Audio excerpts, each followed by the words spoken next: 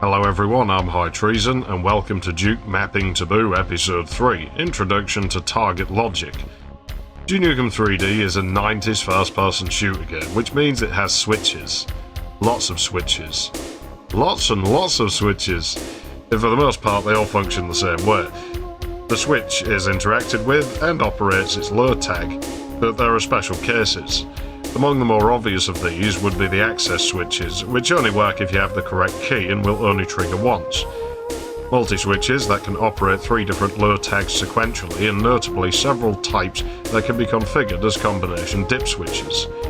Dip switches are particularly interesting because they require the correct combination. They can only operate one load tag, one which all the switches of that combination share. Switches with high tag 1 must be turned on, and switches with high tag 0 must be turned off. These switches can be activated either by the player pressing use on them, or from the player firing a vector weapon into them. This is particularly significant because only weapons fired by the player can do this, not enemies or effects. In the plutonium pack, there is an extra type of switch that is a little different to the others. A level which is almost universally hated is the only one to feature these targets, which must be shot in the correct combination. They will respond to almost any weapon or explosion. Let me repeat that. Almost any weapon or explosion. The player can kick them, shoot them, explode them, and they'll trigger, animating by adjusting their C-stat bit field and not by changing their tile number. Notably, they do take a while to pop back up. However, C9 explosives will also knock them over, as well as enemy weapons and automatic shooters. Now, this particular detail would prove very significant when I used to build levels, and it opened the door to previously unexplored possibilities.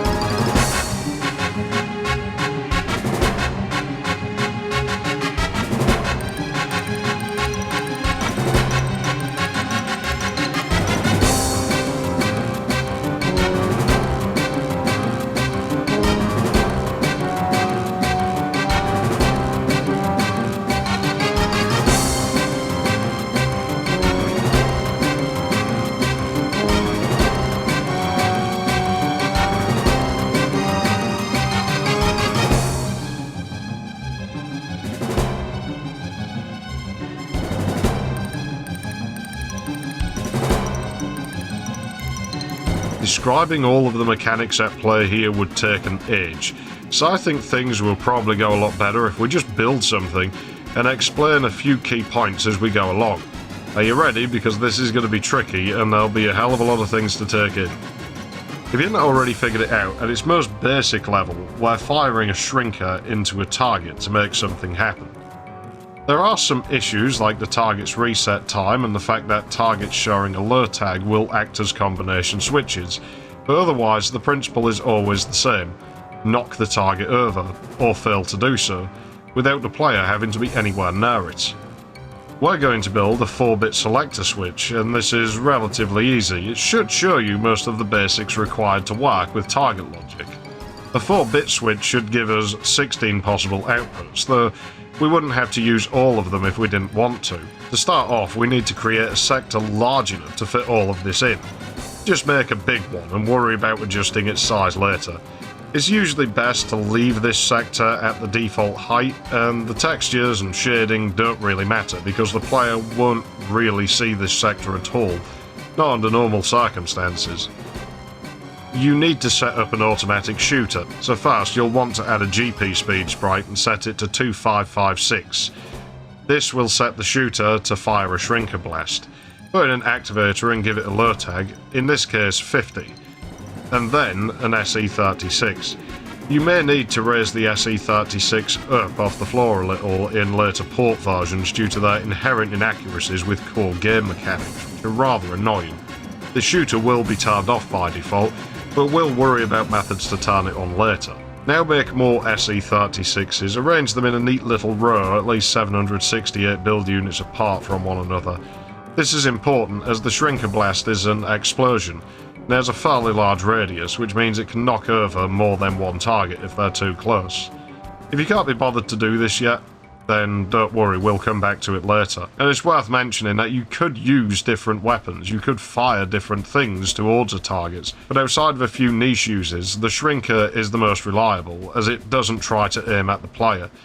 It's a slow projectile though, which is a blessing and a curse that, well, we'll come back to that later on. So now we need to build our array of doors. Now you're going to be thankful that you left the sector height at its default. As this is a 4-bit machine, you'll want to build a column of 4 ST20 ceiling doors, or, well, I guess you could use floor doors, but I've never really done that. It would be most efficient to make them triangular, leave all 4 of them open for now, and add a fast GP speeds to all of them. 10240 seems to work well for me, it's probably faster than you'd ever need. Now you need to add activators. We'll go up in intervals of 10, so the lowest door in the column is 10, the second lowest is 20, the second highest is 30, and the highest door is 40.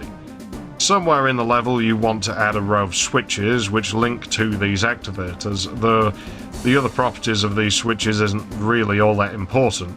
You could even use targets or touch plates if you wanted, but that's just going to be confusing, so for the time being we'll just use these little red switches instead. Leave some room wherever you put these switches, as we're going to have to put more things here later on. At the top of this column of doors, place a target. We'll tag this target 100. I know the tag numbers are quite sparse, but this should make things easier to follow.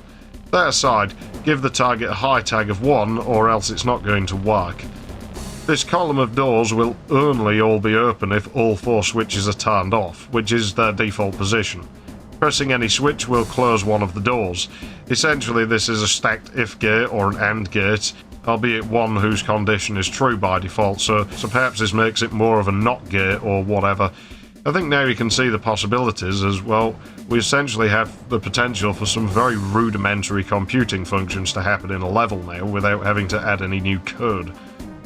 Anyway, copy your column of doors and leave all of their parameters alone. You need the center point to be at least 768 units away from the previous columns, as well we'll be putting targets in line with all of them. Now, assuming the lowest door is the lowest significant bit, or LSB, close it for this new copied columns of doors. This would be the second valid combination, where the low tag 10 switch would have to be turned on and the other 3 turned off. This being the only true condition for the target at the end of this column, which we'll place later on. Now copy these doors again, this time leaving the LSB door open and closing the second lowest one instead. I think you get the idea. You're effectively going to copy the doors until you have 16 columns of them, using them to count in binary as you go, with an open door being O and a closed door being 1, or an off switch and an on switch respectively. If you can't count in binary, then 0 to 15 should be easy to find on the internet, though even then, you could really put the doors in any order you wanted, or omit any combination you didn't want to use entirely. With all 16 columns of doors, that's 64 doors total in place and in their correct positions. Probably want to make sure the shooters are in their correct location, or if you didn't place them yet, well, put them down now. Bunch of SE36s in line with the centre of each column of doors. All 16 shooters in place means you can now place targets. We have our first one already, tagged 100, so now we add one for the next column of doors and tag it 101, and then the next row of doors and tag it 102, and repeat this until you reach the end of the row again, presumably with a target tagged 115. At this point, your machine essentially is capable of functioning, but we need to do one last thing. Go back to your row of switches and add a 5th one, then give it a low tag of 50. Of course, you should probably have something set up to be activated by those targets, so I'm just putting a load of elevators in the level so you can see things working. Of course, targets can activate nearly anything. Really anything a normal switch can activate, with the exception of lights, but as you can connect lights to doors and targets can activate doors, even that isn't really impossible with a little bit of creativity. At this point the machine works, mostly. If we enter a combination with these switches, the doors will open and close. with only a single column being fully open at any given time, dictated by the door's starting positions and whatever we change the switches to. A door starting closed will require its relevant switch to be on. A door starting open will require the relevant switch to be off.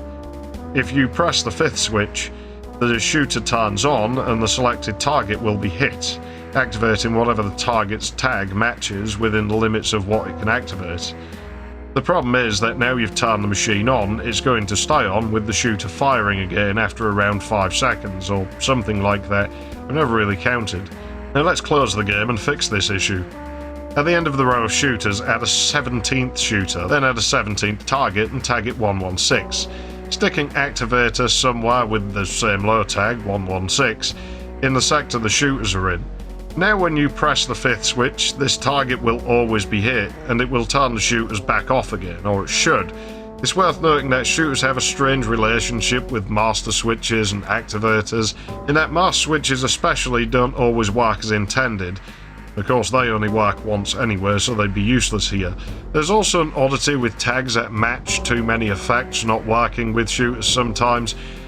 In more complex machines, you might have to get a little bit inventive to get things to do what you want, but we shouldn't have any real problems here today. Now pressing the fifth switch fires the machine once, and then prevents further shooter fires, so now we have a 4-bit selector switch. It goes without saying we could use touch place in place of these switches, and also as these switches all have their own unique low tag, we could get these switches themselves to do something other than open those doors in the machine.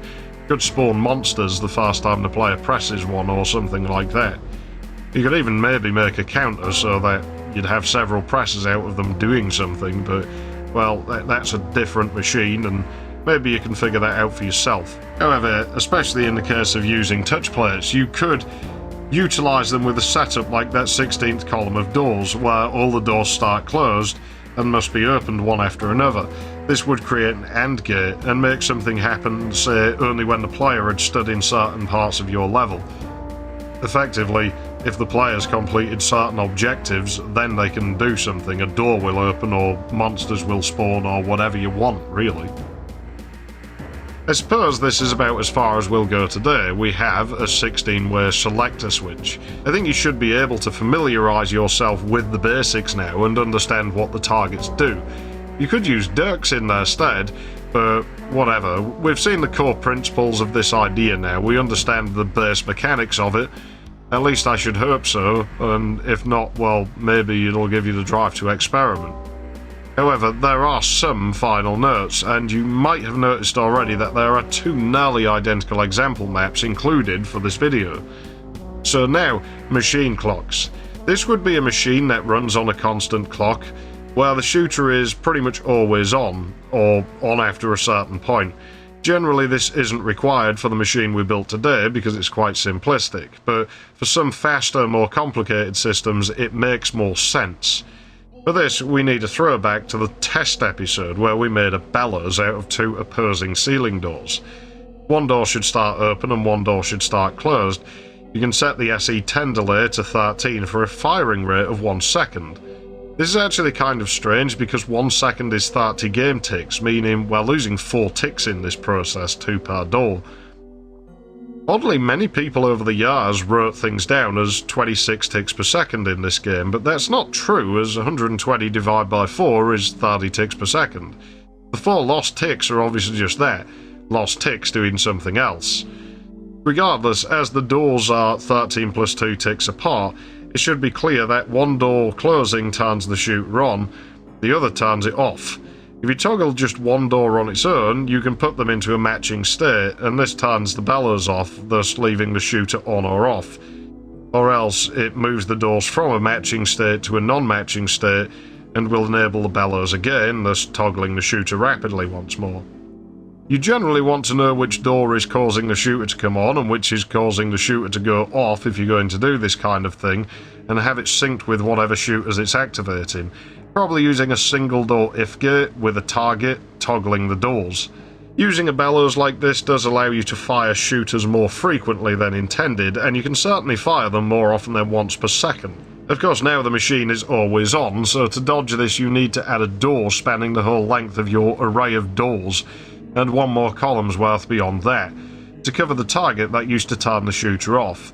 Now instead, this door should start closed with the LURTAG 116 activator inside it. The fifth switch should also no longer activate the shooter and should instead open this door. Now when you press the fifth switch, the door opens briefly and it will be closed again when a shrinker blast passes it. You could also omit the 17th target entirely and rig this door to auto-close within a second or whatever rate your shooters are running at. Anti-spam might be required in such cases to prevent the player mashing whatever switch enables the door.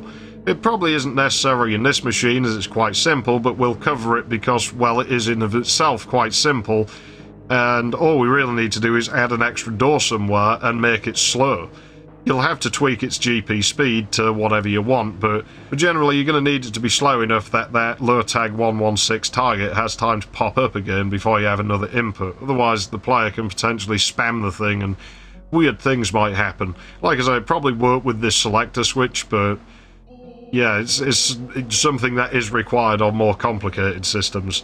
The activator in this door should obviously match your fifth switch, and now that fifth switch is tied to this door, it won't be possible to toggle said switch again until after this slower door finishes moving. Finally, on the subject of speeds, shrinkers do move at a constant velocity, and we could sit here and math ourselves into oblivion, but the simple answer is that it takes them around a second to travel 11,256 build units, which, given we can move targets in 1 unit increments, is a level of precision greater than the game loop is generally capable of interpreting, as it only runs at 120 ticks per second at most. This makes very precisely timed effects possible. In the old days we had to use two-way trains, but this was messy because they used a lot of tags and walls and just were resource hogs in general. They moved exponentially rather than at a fixed speed, and they were tricky to set up so that their first activation would take the same amount of time as subsequent activations. Also, if you made them too short, they could do rather unpleasant things. Now we can simply send a shrinker somewhere over a known distance to a target and get the same result in a reliable and predictable manner. You can even move shrinkers around corners because they bounce off mirrors. I don't see two-way trains doing that kind of thing. You can certainly use multiple mirrors if you're going to do that, because whilst it will corrupt the display when they see each other, the player's never actually going to see them, and so, well, the mirrors are never going to see each other as far as rendering goes, because they're never going to be visible. It goes without saying then that usually your target shooter rooms would be very far off the side of the map where the player would never go, because the sound is quite annoying if nothing else.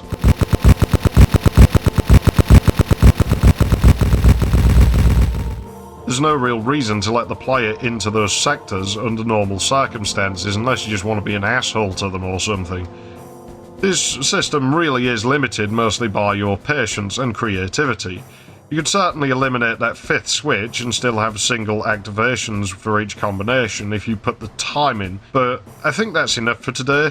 Perhaps now we've established the basics, we can look at things like real-time clocks, randomizers, and difficulty detectors someday, but I think next time we might look at some render abuse. Until then, I'm High Treason, and I'll see you next time. Here's hoping next time isn't quite so far away, but hey, you know, being an adult is a full-time job, and it took me a while to actually write a decent script for this one as well that made any amount of sense. I do have one last note, and that is mad props to Nick Farrow, because he released a map called Factory X in the mid-2000s, and he actually uses an AND gate. Yeah, somewhere in his map there's actually a shooter that fires freeze blasts into a bunch of C9s with 3 doors in the way. So, yeah, Nick Farrow, you actually built a shooter-based AND gate quite a long time ago, and that's actually really impressive. I'll leave a link to that map as well as obviously my example stuff in the description below, so yeah, I'm out. I'll see you next time.